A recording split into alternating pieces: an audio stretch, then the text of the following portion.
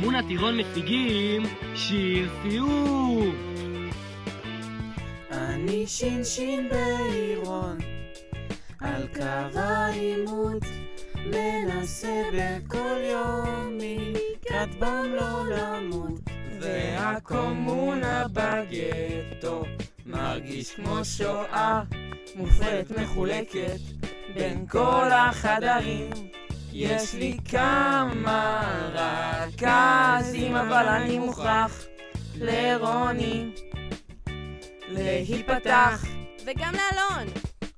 בפסגות כל השנה רק התחפשנו בחדר מורים באנה פרנק, אנחנו רק מכות אוכלים תש כזה, רק תמצאו אצל אגרוף גנים, לגינה לעולם כבר לא חוזרים.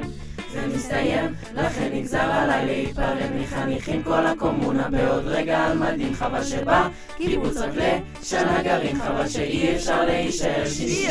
אי אפשר!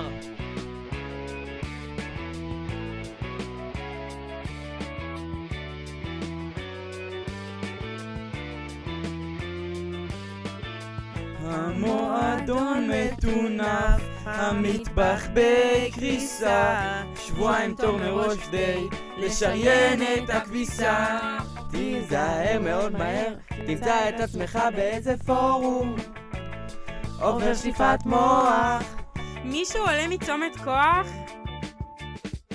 בפסגות כל השנה רק התחפשנו בחדר מורים באנה פרנק, אנחנו רק מכות אוכלים תש כזה, רק תמצאו אצל אגרוף גנים, לגינה לעולם כבר לא חוזרים.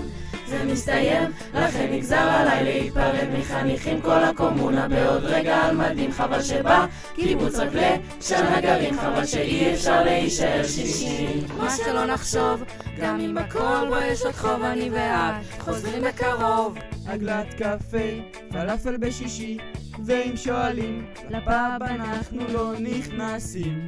עוד מעט אנחנו עוזבים, חודש אחרי הקיבוץ בקרשים, בלי חפירות פשוט